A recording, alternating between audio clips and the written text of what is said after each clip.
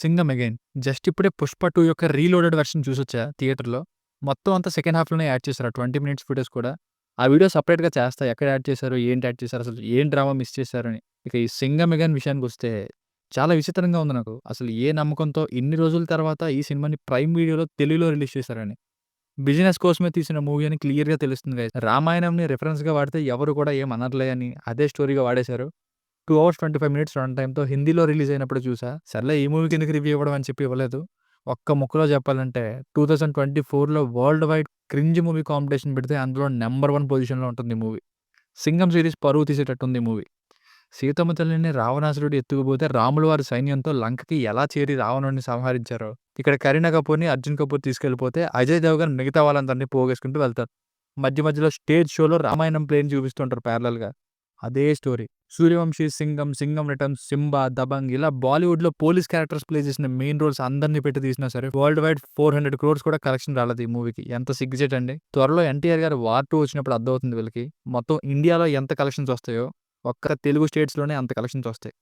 ఈ 'సింగం అగైన్' ఎలా ఉంటుందంటే ఈ సినిమాలో పెట్టిన 7-8 మెయిన్ క్యారెక్టర్స్‌కి ఒక్కొక్కరికి ఒక్కొక్క ఇంట్రడక్షన్ సీన్ ఇలా పావుగంటకి ఒక క్యారెక్టర్‌కి కేటాయిస్తే ఈలోపే సినిమా అయిపోయింది. ఫస్ట్ అజయ్ దేవగన్ గారి ఎంట్రీ, వెంటనే కరీనా కపూర్, జాకీ షరాఫ్, ఆ వెంటనే Arjun Kapoor, next Deepika Padukone, followed by tiger Sharaf, Ranveer Singh గారు, అక్షయ్ కుమార్ గారు, లాస్ట్‌కి సల్మాన్ ఖాన్. ఇది ఆర్డర్.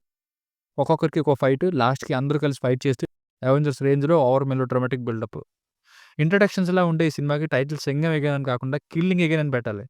యాజ్ యూజువల్‌గా హీరో ఎప్పుడు అంతా అయిపోయిన తర్వాత వస్తాడు. బోయా న్యూటన్‌కి యాంటీ గ్రావిటీ అంటే ఏంటో చూపించేటటువంటి ఫైట్స్.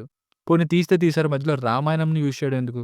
ఇక దీపికా పదుకొనె గారి రోల్‌కి స్టాండ్ అలోన్ ఫిల్మ్ చేస్తారంట. స్కెలిటన్ కటౌట్‌కి మించి ఓవర్ యాక్షన్ చేయించిన క్రింజ్ రోల్‌కి. విక్రమ్ సినిమాకి రోలెక్స్ రోల్‌కి స్టాండ్ అలోన్ అంటే అర్థం ఉంది. దీపికా పదుకొనె గారి రోల్‌కి ఎందుకు స్టాండ్ అలోన్ ఫిల్మ్? తమిళనాడు వాళ్ళనేమో డ్రగ్స్ అమ్ముకునే రౌడీల్లాగా కాళ్ళు పట్టుకున్నట్టు చూపిస్తుంటారు సౌత్ సైడ్ వాళ్ళని. 'మిషన్ చులుబుల్ సింగం' అంట ఎండ్ టైటిల్స్ టైమ్‌లో సల్మాన్ ఖాన్‌కి పోలీస్ డ్రెస్ వేసేసి ఈ క్రింజ్ ఫ్రాంచైజీని కంటిన్యూ చేస్తున్నట్టు వదిలేశారు. యూట్యూబ్‌లో ట్రైలర్‌లోనే మొత్తం చూపించేశారు. కమెంట్స్ అందరూ కూడా thanks for revealing the entire first half అని అన్నారు. కానీ ఇప్పుడు చెప్తున్నా ట్రైలర్‌లోనే సెకండ్ హాఫ్ కూడా రివీల్ చేసేశారు. అసలు ఏం పాజిటివ్ ఉందంటే సినిమాటోగ్రఫీ అండ్ విజువల్స్. మరి ప్రొడక్షన్ వాల్యూస్ అంత పెద్ద అయినప్పుడు అది ఖచ్చితంగా బావుంటుంది. సో ఫైనల్‌గా మూవీకి వర్డిక్ట్ ఏంటంటే నాకైతే అస్సలు నచ్చలేదండి. మరీ ఇంక ఇన్ డెప్త్ రివ్యూ కూడా ఇవ్వదలుచుకోలేదు.